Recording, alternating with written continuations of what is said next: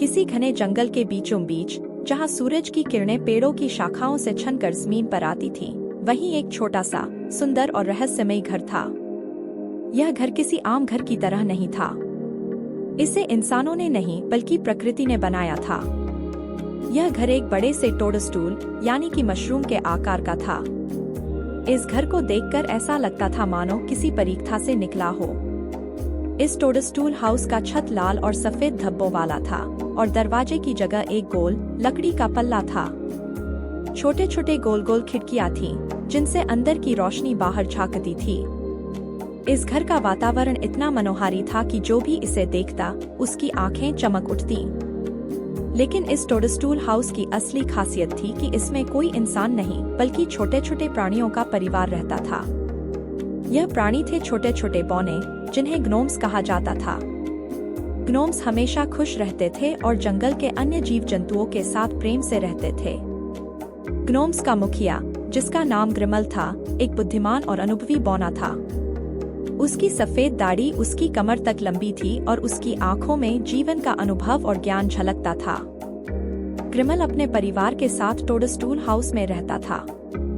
उसका परिवार उसकी पत्नी गोल्डी और 3 बच्चे बिंकी, विंकी और फिंकी से मिलकर बना था। टोडस्टूल हाउस के आसपास की जमीन पर ग्नोम्स ने अपने बगीचे बनाए थे, जहां वे तरह तरह के फूल और पौधे उगाते थे।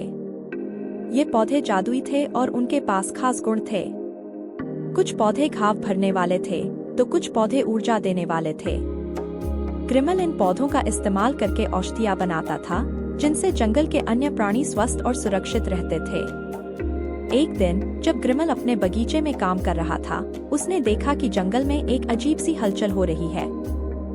पेड़ों के पत्ते अनायास हिलने लगे और पक्षी अचानक उड़ने लगे। यह दृश्य असामान्य था, क्योंकि जंगल हमेशा शांत और स्थिर रहता था। ग्रिमल ने तुरंत समझ लिया कि कुछ अनहोनी होने वाली है। ग्रिमल ने अपने परिवार को बुलाया और उन्हें इस अजीब हलचल के बारे में बताया। गोल्डी ने कहा, शायद कोई बाहरी जीव हमारे जंगल में आ गया है। हमें सतर्क रहना चाहिए। बिंकी, विंकी और फिंकी, जो हमेशा अपने पिता की तरह बहादुर बनना चाहते थे, ने कहा, पिताजी, हम भी आपके साथ चलेंगे। हमें भी देखना है कि यह अजीब हलचल क्यों हो रही है। ग्रिमल ने थोड़ी देर सोचा, फिर कहा, ठीक है, लेकिन तुम लोग मेरे पास ही रहोगे और बिना मेरी अनुमति के कुछ नहीं करोगे। इस तरह ग्रिमल अपने परिवार के साथ जंगल के उस हिस्से की ओर बढ़ा जहां से हलचल आ रही थी।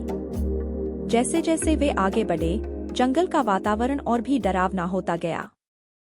पेड़ों की शाखाएं अब ज्यादा जोर से हिल रही थी और जमीन पर हल्की हल्की कंपन हो रही थी। जब वे उस स्थान पर पहुंचे, तो उन्होंने देखा कि एक बड़ा सा जीव, जो दिखने में बहुत ही डरावना था, जमीन पर पड़ा हुआ था। वह घायल था और उसकी सांसें तेजी से चल रही थीं। यह जीव एक ड्रैगन था, लेकिन यह कोई साधारण ड्रैगन नहीं था। यह एक जादुई ड्रैगन था, जिसके पंखों से रोशनी निकल रही थी और उसकी आंखों में दर्द और करुणा थी। ग्रिमल और उसका परिवार थोड़ा डर गए, लेकिन फिर भी वे ड्रैगन के पास गए। ग्रिमल ने ड्रैगन से पूछा, तुम कौन हो और यहाँ कैसे आए? ड्रैगन ने धीरे से अपनी आंखें खोली और बोला, मेरा नाम फायरस्टार है। मैं अपने देश का रक्षक हूँ, लेकिन मुझ पर कुछ काले जादूगरों ने हमला किया और मैं घायल हो गया। मैं इस जंगल में शरण लेने आया हूँ, लेकिन मुझे नहीं पता था कि यहाँ कोई और भी रहता है। ग्रिमल ने फायरस्टार की बातें सुनी और समझ गया कि यह ड्रैगन कोई बुरा जीव नहीं है। उसने तुरंत अपने बगीचे से औषधियां लाई और फायरस्टार की घावों पर लगाने लगा। गोल्डी और बच्चों ने भी मदद की। कुछ ही दिनों में फायरस्टार ठीक हो गया। उसने ग्रिमल और उसके परिवार का धन्यवाद किया और कहा, आप सबने मेरी जान बचाई है। मैं आपका यह उपकार कभी नहीं भूलूंगा। फायरस्टार ने जाते समय एक जादुई रत्न ग्रिमल को दिया और कहा, यह रत्न आपके घर की रक्षा करेगा। जब भी आपको किसी खतरे का सामना करना पड़ेगा, यह रत्न चमकने लगेगा और आपको चेतावनी देगा। ग्रिमल ने उस रत्न को टोडस्टूल हाउस के दरवाजे पर टांग दिया। अब टोडस्टूल हाउस पहले से भी ज्यादा सुरक्षित हो गया था। फायरस्टार के जाने के बाद जंगल फिर से शांत हो गया। ग्नोम्स का परिवार पहले की तरह अपने जीवन में लौट आया, लेकिन अब उनके दिल में एक नया मित्र था। फायरस्टार कभी कभी उस जंगल में लौटकर आता और ग्रिमल और उसके परिवार से मिलता। वे सभी मिलकर जंगल की रक्षा करते और उसे सुरक्षित रखते। और इस तरह टोडस्टूल हाउस में ग्नोम्स का परिवार खुशी खुशी रहने लगा। वे जानते थे कि उनके पास न केवल एक सुरक्षित घर है, बल्कि एक ऐसा मित्र भी है जो हमेशा उनकी मदद के लिए तैयार रहता है।